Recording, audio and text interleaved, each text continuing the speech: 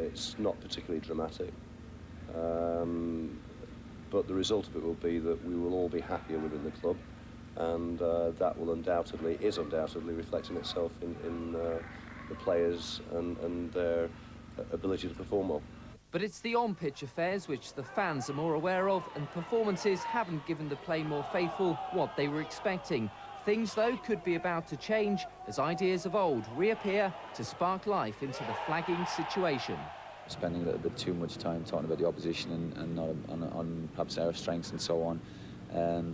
And, you know, I do look towards individual sort of talks with players, and I've gone away a little bit from that, because once a result goes against you, you're looking to try and put it right. And as I say, there's been times perhaps when I've not spent enough time with the players, talking to them individually, which probably in my early days is what I did an awful lot, and we got rewards then. So it's going back to basics, as they say. With the managerial merry-go-round starting up for the season, Torquay's plight could put Don O'Riordan on the prospective list of those to go. It's not under the threat as far as I'm concerned. Don has done a very good job in the 2 and a bit years that he's been in charge. I don't think enough people give him enough credit for his involvement, his contribution that he's made towards the financial success of the club. I mean, we are financially successful, and Don should get some of the credit for that. As confidence off the pitch receives a timely boost, those playing on it are also changing. The Caribbean production line has swung into action, and following in the footsteps of a certain Gregory Goodridge, Rodney Jack is the next hot property to try and lift the Gulls up the table. Every young player at home is hoping to come as this far as me, because they are not only good players, but they are looking forward to become one of the best players in the world. Jack will form part of a new strike force with non-league signing Jason Cook and Bristol City's Scott Partridge on a month's loan. But it's not just the forward line where things have changed. Influential Exeter City midfielder Russell Coughlin has joined Torquay on a free transfer. Meanwhile, going in the opposite direction is Paul Buckle. The Gulls midfielder should be a direct replacement for Coughlin as he moves to St James Park for a month.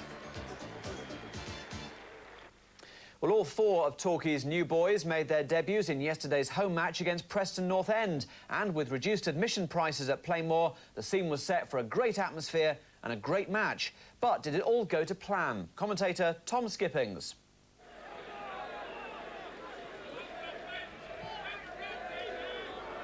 Kelly trying to find Rodney Jack, who's yet to have a first touch. Cook here. Now here's Rodney Jack on the ball, and he'll run at them, showing his pace and what he can do. And he's done well getting the low cross. Partridge doing well as well. He whips in the cross. Oh, and Cook was not able to get the end of it, and Hathaway hasn't been able to keep it in. But there's 2 of the new signings combining straight away. And a noticeable buzz of anticipation as soon as Rodney Jack got the ball, and he didn't disappoint. Lovely turn and whipped in a good low cross. Scott Partridge also helped it across the goal mouth, but no one could get them on the end of it. Barrick with the throw. Gore keeps it in play.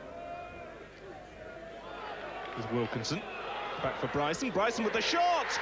Ian Bryson has given Preston the lead with a fantastic effort. Just 7 minutes gone, and Preston are ahead. And a goal out of nothing. The ball fell to Bryson in space. You have to ask where the defence was. And he just composed himself and lashed it into the corner of the net.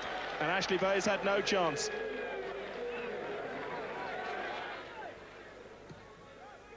Bayes with the free kick. Partridge couldn't get airborne. Being held by David Moyes, according to the referee.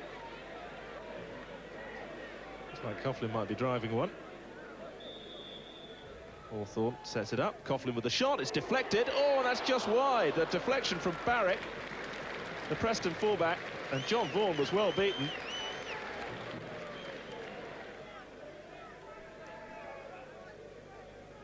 Saville. And Preston have a corner. It's Preston's first corner. Atkinson is going to swing it in. Takes it low to the near post. Bryson back to Atkinson, who whips it across the goal mouth. Oh, it's turned away, but it's there from Andy Saville. And Preston have a 2-0 lead. And you have to say there that the defensive work was pretty poor from Torquay. They never cleared the danger. Very neat near-post move between Atkinson and Bryson. It was Atkinson who whipped it in. It came all the way across the face of the goal. The Torquay player did stab it away, but only as far as Andy Saville, who fired it into the net. Here comes the free kick from Atkinson. Glance from Saville, and it's past Ashley Bayes and into the corner of the net, and it's 3-0 to Preston. Well, the free kick move has worked for Preston. And no mistake, Andy Saville, his second goal of the afternoon. And now Torquay, surely dead and buried in this game. They trail by 3-0. Forward by Wilkinson. Kelly. Up towards Partridge. Good control from Partridge. He'll try the shot from there. Scott Partridge. Not a bad effort. Corner comes in from Atkinson. Here's Bryson, will try another bullet drive. What a finish from Ian Bryson. Oh, my word, it's 4-0. Just 4 minutes from time, and Ian Bryson, with his second thunderbolt of the afternoon, has rubbed salt in the wound for Torquay. And that is an absolute screamer from the Preston captain. And Ashley Bayes had no chance. 8.5 of stoppage time played. Vaughan with the goal kick. Straight out of the ground, and the referee, Mr. Bennett, brings proceedings to an end here at Plainmoor. Club chairman Mike Bateson has come across to address a disgruntled group of Torquay fans who've stayed behind after the game to protest against both him and manager Donna Reardon. And the chairman has come out to listen to their grievances and put his point of view. I didn't really put my side of it. I just agreed with them, basically. It was a very disappointing performance. It's not what we want to see at the club. Now, really, I was just reassuring them that we don't like that sort of thing. I mean, the implication when the fans start to get at you is that you're prepared to put up with that sort of thing. Well, we're not. There isn't anybody at the club that doesn't want success. And if there was anybody, if I did find somebody, I'd kick him so far down the road that the feet wouldn't touch anything. You reduced the admission today and the gate was pretty good. And it's all going to start. Yeah, I mean, if I'd known they were going to see football like that, I would have charged £25 to get in. And played it in front of a couple of hundred really staunch supporters. That's. I mean, I've got enough egg now to make omelettes for the rest of the year on my face. It can be a hit or miss. Unfortunately, it was a miss today. You know, to throw 4 lads in who've really only met for the first time 24 hours ago was a bit of a gamble. I thought it was the gamble that we needed because of our recent form, but it didn't pay off. And now it's a case of people being frustrated. You've got to look at their frustrations, but you can imagine how frustrated I'm feeling, because I know we've got decent players here. It is the traditional clarion call in football to chop the manager. I would need to see good reasons before I sack another manager, and those good reasons would be that he was doing the job incorrectly. And I have to say, with my limited football knowledge, I haven't seen him in training, in the way he's dealing with the players. I've not seen him doing it incorrectly. Worrying times then for Torquay. I'm sure we'll be hearing a lot. The last thing Torquay needed was to concede an early goal. But fears that Martin Ling's 4th-minute strike might be the prelude to another setback proved unfounded. Torquay hit back before half-time, when manager Donna Reardon's shot was deflected for Chris Curran to head home. Torquay might have gone on to win the game after that, but for a combination of bad luck and bad finishing. The draw's unlikely to be enough to keep them in the competition, but it may do much to restore their sagging confidence. Danny Bailey. Extra time for the first of 6 West Country derbies this season. A football friendship is put to one side for 90 minutes at Home Park. Neil Warnock and Donna Reardon go head-to-head as the unofficial Devon Championship really hots up. So will promotion favourites Plymouth Argyle extend their long unbeaten run, or will struggling Torquay United confound the critics with a shock win? Exeter City aim to bounce back from 3 successive league defeats. We'll have highlights from Edgar Street as Noel Blake returns to patch up City's leaky defence against Hereford. And we'll also be talking to the Exeter star spotter who's discovered more talent than Hughie Green. That's later in the programme, but first time to concentrate on yesterday's big local derby at Home Park. I'm delighted to say the 2 managers have joined me here in the studio. Welcome to Neil Warnock and Donna Reardon. Thanks for coming in. Neil, first of all, we're not going to obviously give away too much at this stage. I know you were looking forward to Torquay's visit because your friendship with Donna Reardon goes back several years, doesn't it? Yes, we both enjoyed a cracking time at Torquay when I left Notts County, and I was glad to see Don being given the job. And obviously, with me coming down to Plymouth, we're very, very close neighbours now.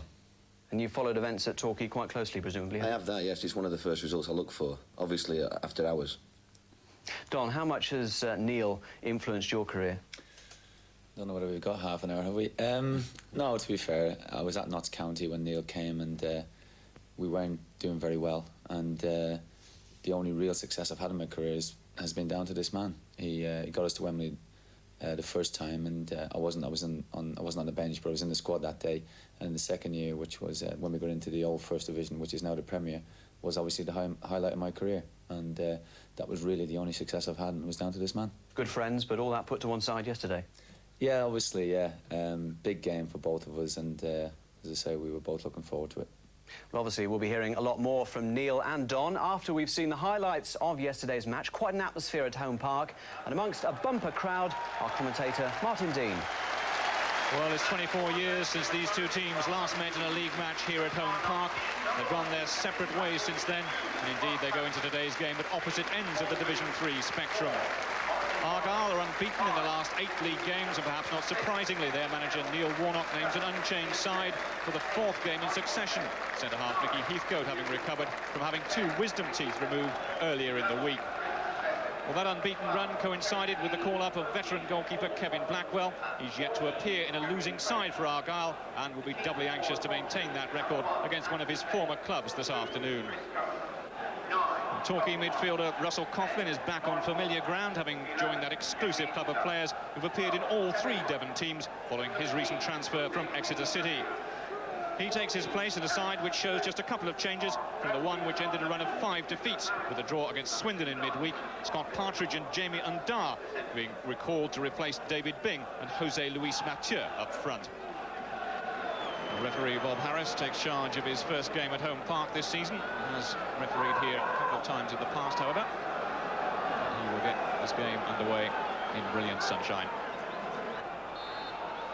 With Argyle playing towards the bulk of their supporters, grouped at the Devonport end of the game. And it's there you get the ball forward early on. Argyle get the throw. Evans taking it quickly.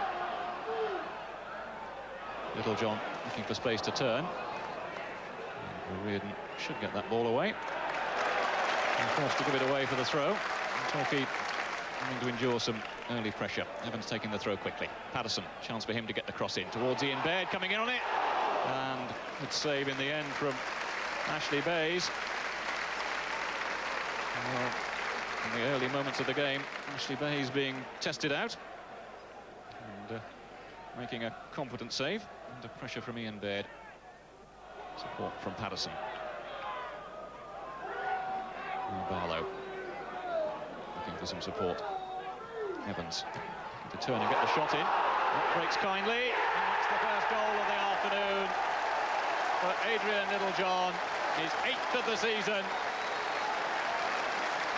Well, perhaps a touch of good fortune about the way in which the ball broke through him. No doubt about the finish in the end. A bit of shirt pulling. Littlejohn's not worried about that. Tucks it into the corner. Argyle established that familiar pattern. In the last few home games, they've taken an early lead.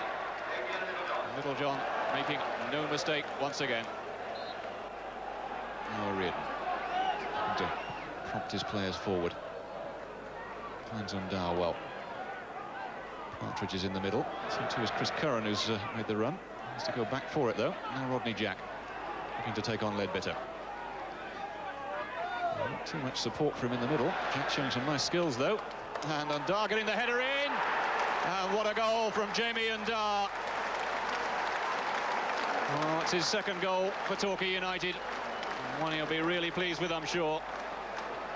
Rodney Jack, who set it up with some lovely skills out there on the right-hand touchline. Good cross in. And Undar meeting it with that downward header, giving Blackwell no chance.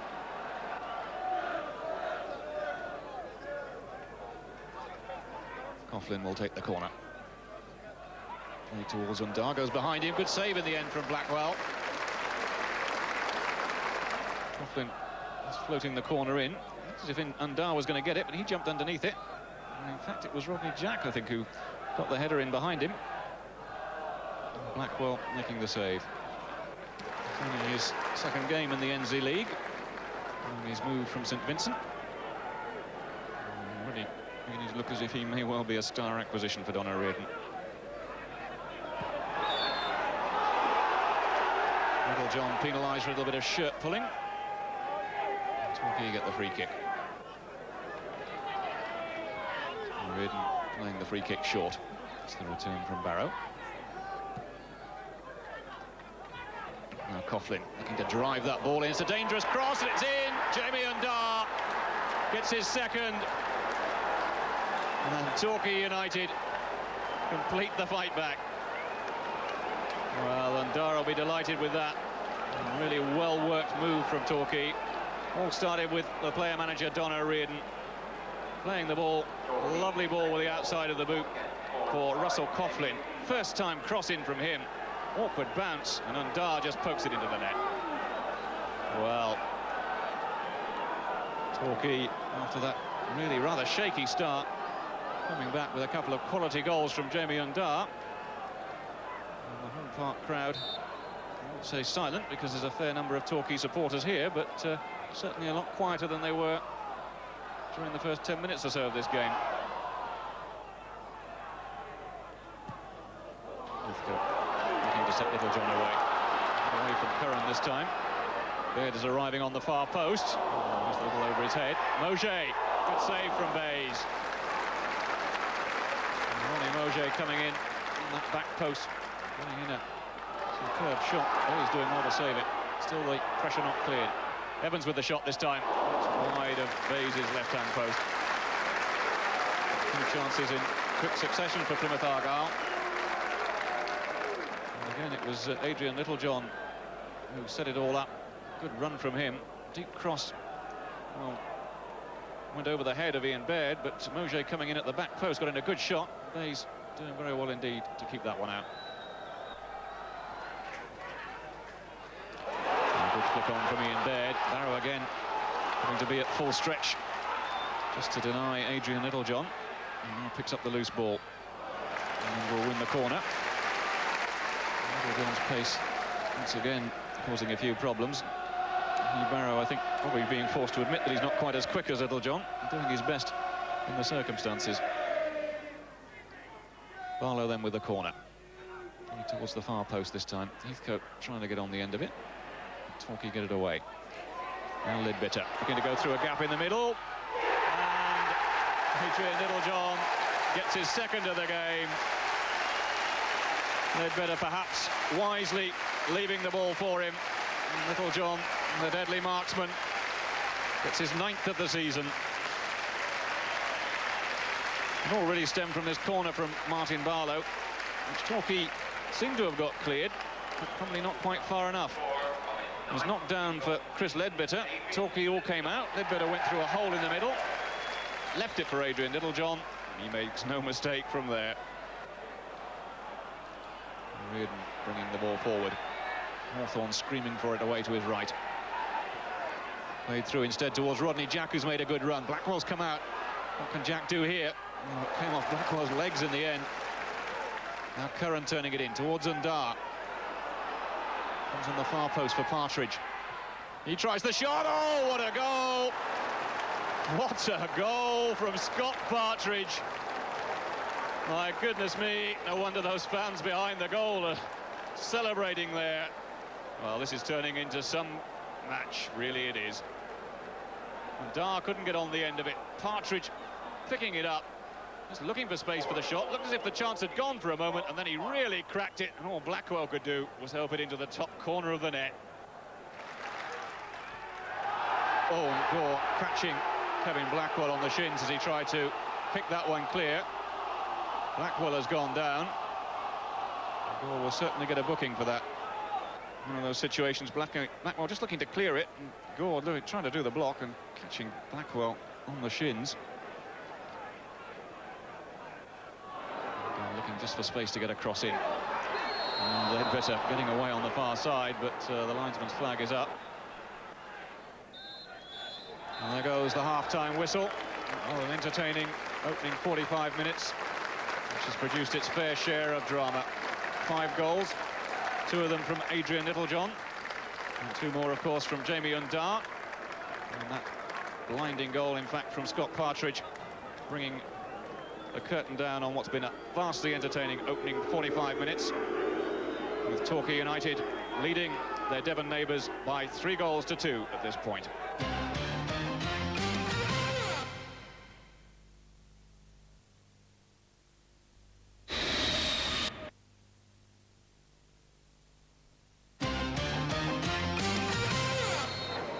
Well, of course, the big question now is whether these two teams can continue excitement at the same pace as they produced in that opening 45 minutes. Argyle forced into making a couple of substitutions at half-time, bringing on Kevin McGee and Gary Clayton. It'll be interesting to see what sort of an effect they have in midfield.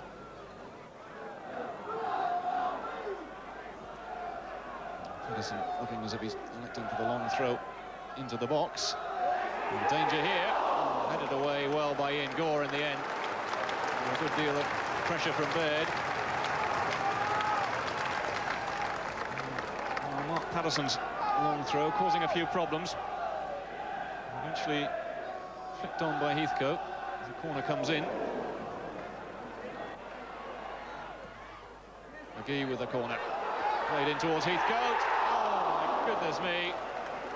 Just wide of the post.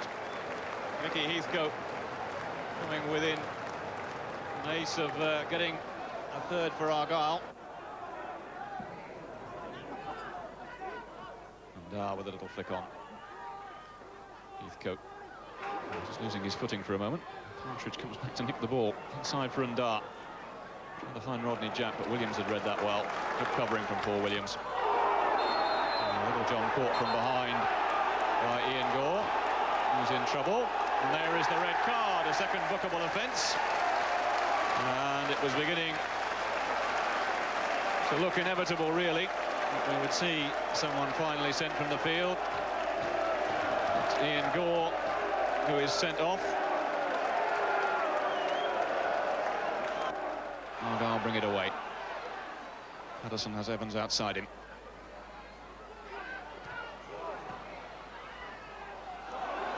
Roger is onside.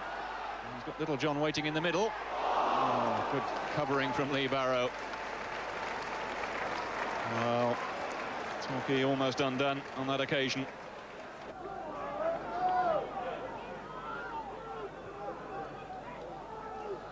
Williams looking to get the cross in. Headed away by Barrow. Now Evans. Chance for him to get the cross in. Comes off Baird. Oh, what a superb save from Ashley Bays. Well, somehow managed to stretch and turn that one away for the corner. Mickey Evans curling the ball in towards Baird. And it's lovely, touched over the top by Ashley Bays.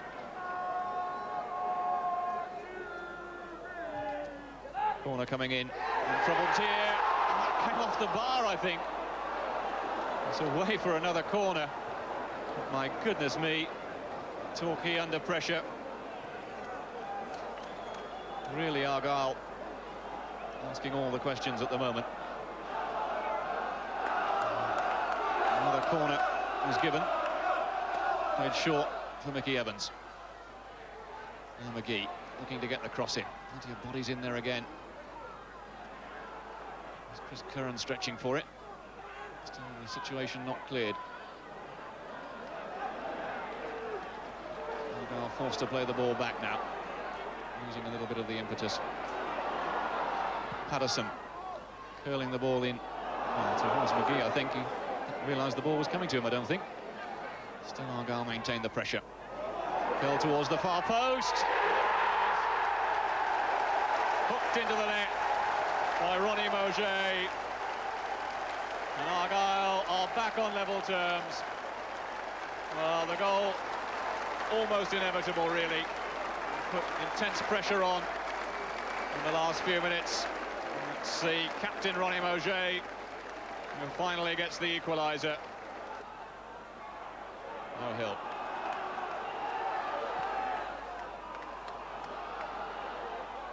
Arrow, another header back.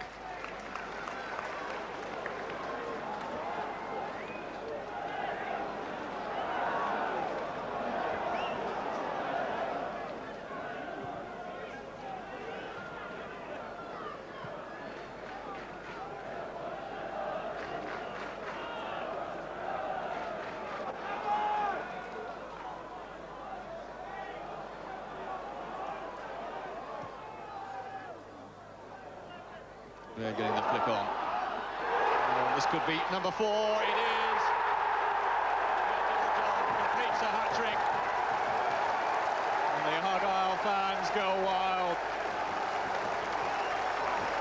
Well, he's looked the most dangerous player on the pitch all afternoon, Adrian Littlejohn. He completes a well-deserved hat-trick. Ace marksman, really. All stemmed from that long clearance from Kevin Blackwell. Baird getting the flick on. Mauger just getting a foot in. And he's lethal from there, Adrian Littlejohn. Well, you have to feel for Torquay. They've descended so well since being reduced to 10 men. He will take the kick, even though it's nearly on halfway. Launching the ball in the box. Late trying to get on the end of it. Blackwell doesn't make a clean catch. The ball away for the corner. And is there time yet for Torquay to snatch an equaliser? Tom Kelly has come across to take the corner. Torquay throwing just about everyone forward. Neil Warnock wants to put on a substitute. Not being allowed to, though. Kelly with the corner in. It's headed away. Argyle get it clear. And there goes the final whistle. And the bulk of this crowd of more than 11,000 caught in the celebrations. A classic local derby, but it's Adrian's Littlejohn's hat-trick which finally settles it in Argyle's favour. Well, that really has to go down as one of the best local matches in recent years. A real nail-biter for the supporters, and I suspect for managers Neil Warnock and Don O'Riordan, who are both with me in the studio this afternoon. Neil, where do we start with a game like that? Well, it had everything, didn't it, really? It had goal-mouth incidents every other minute. It had some tremendous finishing. Sending-offs, I think there was only me and Paul Compton didn't get booked in the whole afternoon. And then, you know, to win it like that, obviously, was fabulous for us. And I thought it showed the team spirit of keeping going right to the end. And then, obviously, I felt disappointed, sorry for Don, that they put so much into a game and come out with nothing. It was sad from their point of view, but, you know, as managers, you can't really let that worry you. And what about Adrian Littlejohn? A hat-trick yesterday. He did all you asked of him, really. Yes, he's just coming into his own now. His family's moved down, and it's important that they move down into the area without the travelling. So he's content at home, and I think it shows on the pitch the last few weeks, and I think there's a lot more to come from him. Don, obviously disappointed with the result, but disappointed too with one of the Argyle goals, I gather. Second goal, yeah, it was a little bit disappointing. I actually had a bet with the referee while we were kicking off after that goal that the player who scored was offside, and haven't watched it again. I feel I'm right, but that's the way it goes. You know, some we win, some we lose. How pleased were you with the overall performance? Much improved, wasn't it? Yeah, there were signs this week against Swindon that you know, we're showing that we're not as bad as our position suggests, and today we added to that, I feel. Sounds a bit Irish, you know, because we've lost, but there's a lot of good things that have come out of today's game that we can build on, and there's still a long, long way to go yet. And some really cracking goals from Nadar and Partridge. Absolutely superb. You know, I've known Scott since he was about 12 years old, and when he was at my School of Excellence in Grimsby, and I've kept tabs on him since, and I was delighted to be able to get him on loan. And of course, Jamie, somebody we brought in for 20,000, he's very, very exciting. And combining with Rodney, the three of them, of course, put him with a lot of problems today. And as I say, they will, I'm sure, cause a lot of people a lot of problems in the future. Now, the fans were angry after last week's performance. Do you think the pressure will ease on you personally after that kind of performance? I would hope so. We've had such a transitional period this season with bringing in new players, and we've had a lot of new faces when you look at today's team compared to, say, 12 months ago. Players have gone and we've had to replace them, and you know, it takes a little bit of time, but as I say, the signs this week have been very good, and if we can add to them performances in the last two games in the coming weeks, we'll pick up a lot of points. Neil, any sympathy for your old mate?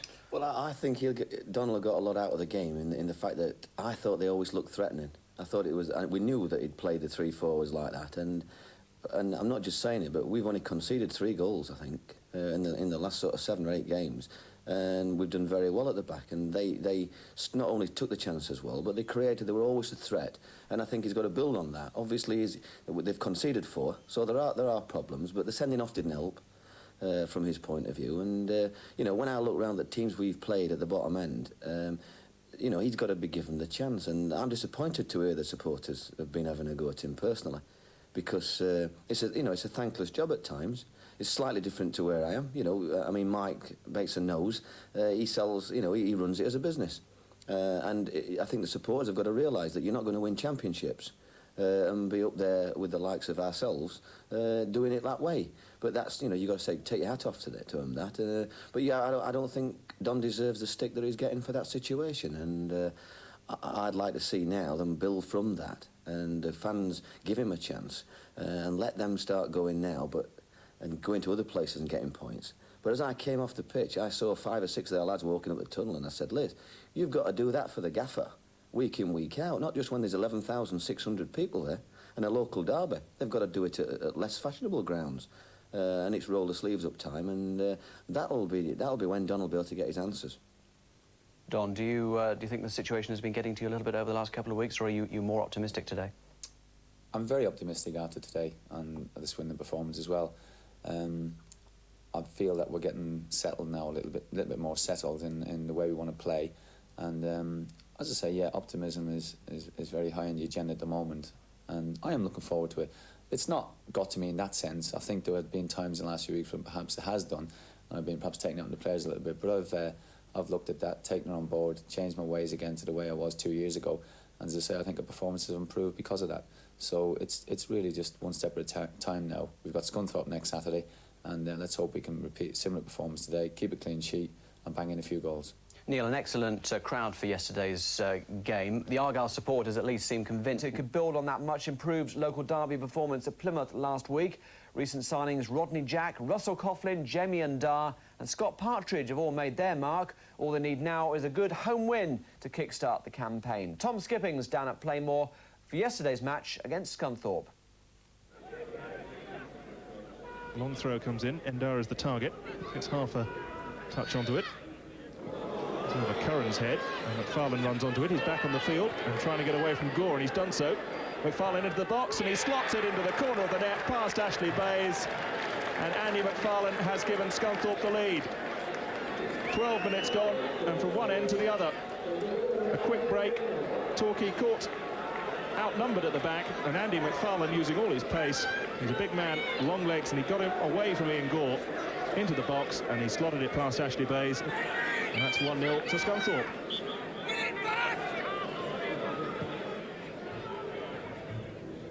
McFarlane can't control it. Gore. Forward again by Hope. Forward. John Eyre running into the box. Eyre will get the shot in. There's a cross. Bayes and into the net, and that's 2. And Torquay are looking for the flag. They're looking for offside, but it's not going to happen. Instead, John Eyre has given Scunthorpe a 2-0 lead.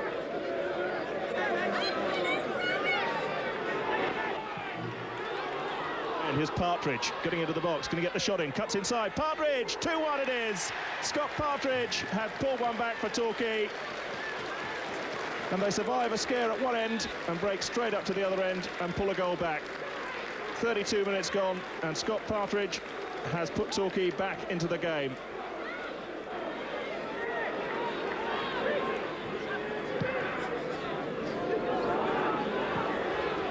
Eyre again. He stayed onside once more. It's deflected. Bayes has got a touch on it, and McFarlane has turned it into the net. And that is 3-1 to Scunthorpe. Andy McFarlane with the final touch.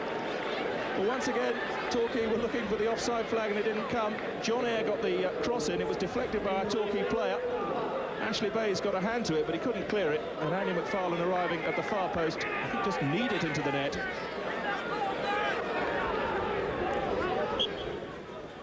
McFarlane. Bullimore running onto the loose ball. Barrow gets a touch onto it. Still going. McFarlane will turn and shoot.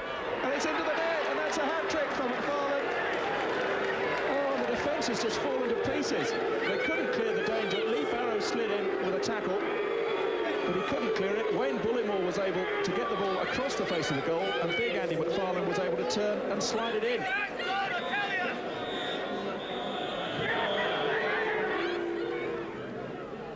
It comes from forward, whipped in. The man arriving there. It's a Scunthorpe player gets a head onto it. It's cleared to Patterson.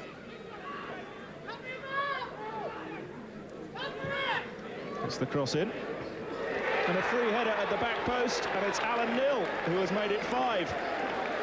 And Alan Nill, the club captain for Scunthorpe, has got up highest there to head it into the corner of the net, and this is now turning into an absolute disaster for Torquay.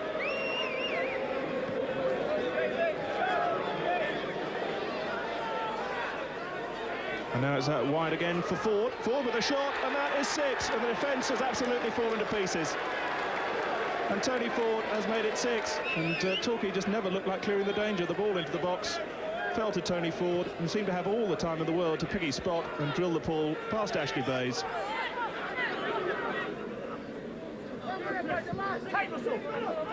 Patterson. Barrow with the header out, only as far as McFarlane, who's got past Gore again. McFarlane into space, tries the shot, and that is number 7.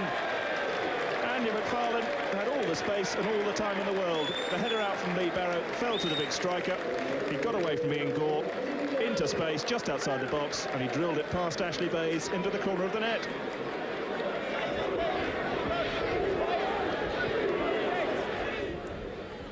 Here's Ford. That's a ball through for Eyre to run onto, and he should slot this home, and he has. And the defence was completely non-existent once again. And John Eyre, well, that's his second of the afternoon, if I've got my sums right, and it's number 8 for Scunthorpe. And it was all so straightforward and easy. Tony Ford breaking down the right-hand side, the ball across the penalty area to the feet of John Eyre, who had all the time in the world to shake off his man and slot the ball past Bays.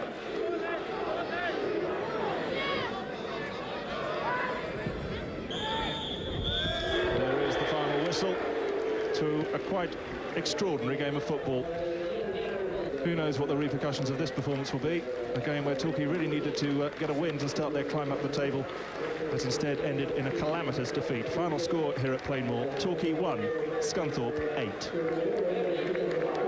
Here comes the chairman, Mr. Bateson, who's coming across to address the fans who are once again staging an unhappy protest, as they did for the game against Preston 2 weeks ago.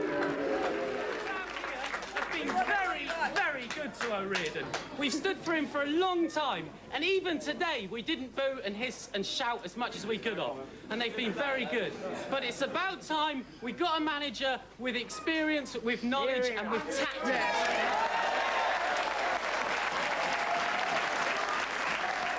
What am I going to do about it? Something will be done about it over the weekend. I'm not going to make any announcements now because that's not the right way to do it, but things will happen between now and Monday morning. What's the gist of what they're saying to you? Basically dissatisfied. I mean, today particularly, the usual slagging off of Don O'Riordan, but more today they were talking about the actual players themselves. Felt there was no commitment there today. I'm not going to argue with that. So as far as you're concerned, you'll still be manager of Torquay United on Monday morning? Well, hopefully, after me and the chairman talk. I'm not laughing, believe me, but I just hope that I'm given the opportunity to turn things around, because, as I say, that wasn't a Don O'Riordan's team today. I don't know what it was, but I'm determined to make sure it wouldn't happen again. Any thoughts I've got on Don and his future with Torquay United are private, and if there's any change in that, then you'll be the first to hear. Well, the morning after that nightmare performance, club chairman Mike Bateson has been locked in lengthy talks, both with manager Don O'Riordan and the Torquay players here at Plainmoor. That meeting broke up after more than 2 hours, and Mr. Bateson revealed to us that he had reluctantly decided that the time had come for a change of manager. But the longer session, of course, was with Don himself, and the upshot is that he's been dismissed, and effectively we are managerless at the moment. I don't intend to appoint a caretaker manager as such, but the 2 senior staff members, Kevin Hodges and Paul Compton, will obviously take over the training, the day-to-day running of the team, and in due course a manager will be appointed. Has a growing clamour among the fans that there should be a change. Has that borne down on you over the last few weeks? Yeah, you've got to... It reaches a crescendo where there is no alternative. And I mean, good heavens, I've looked at dozens and dozens of different combinations and moving people around, and none of it really stacks up, and ultimately I'm afraid the manager gets the chop. Well, it's sad to see him go, because he's been extremely cooperative to us and the rest of the media over the past couple of years.